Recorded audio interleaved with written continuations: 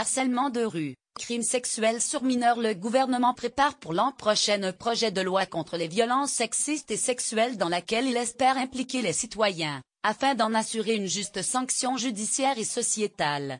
Marlène Schiappa, secrétaire d'État chargée de l'égalité femmes-hommes, a dévoilé lundi dans La Croix les contours de ce texte.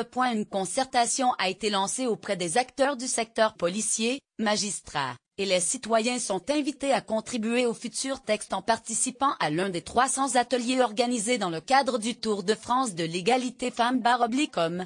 L'idée est que la société dans son ensemble redéfinisse ce qu'elle accepte ou pas, explique Marlène Schiappa. L'aspect le plus débattu de ce projet de loi, attendu en 2018, est une verbalisation du harcèlement de rue, cette zone grise entre séduction et agression sexuelle ou injure publique.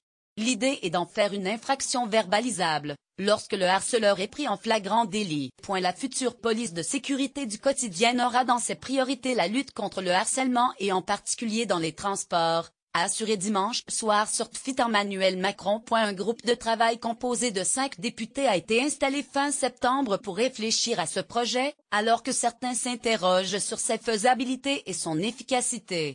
On attend de voir, a réagi lundi auprès de l'AFP Raphaël Rémy Leleu, l'une des porte-paroles d'Oser le féminisme. Globalement, si on n'accorde pas davantage de moyens et de formation au personnel judiciaire et policier, on aura beau avoir une loi de plus en plus progressiste et adaptée, elle ne sera pas appliquée. Marlène Schiappa soutient par ailleurs un allongement du délai de prescription pour les crimes sur mineurs, étant à titre personnel favorable à ce qu'il passe de 20 à 30 ans, à compter de la majorité de la victime.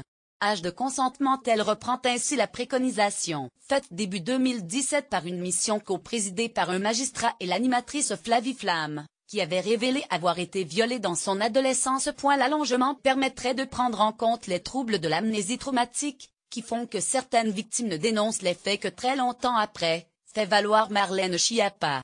Certains acteurs s'interrogent toutefois sur la difficulté à rassembler des preuves après un si long délai. Plus consensuel est le projet de fixer un âge en dessous duquel un enfant ne pourra être présumé consentant à un acte sexuel. Récemment, un homme de 28 ans a été poursuivi en justice pour atteinte sexuelle et non viol, car sa victime de 11 ans a été considérée comme consentante.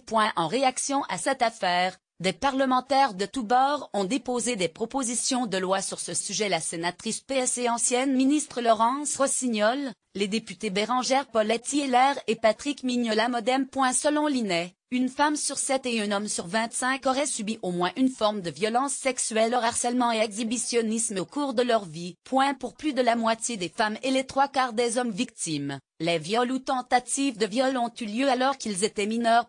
Alors que dans la foulée du scandale Weinstein aux États-Unis, un appel à dénoncer le harcèlement sexuel au travail est devenu viral sur Twitter ce week-end, sous le hashtag Diaz balance ton porc. Les féministes se félicitent que les débats se multiplient.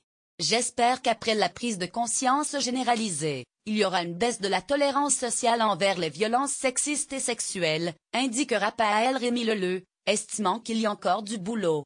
Le ministre de l'Économie, Bruno Le Maire, a dû faire amende honorable lundi, après avoir assuré quelques heures plus tôt qu'il ne dénoncerait pas de responsable politique s'il avait connaissance de faits de harcèlement sexuel. Partage Twitter partageur envoyé,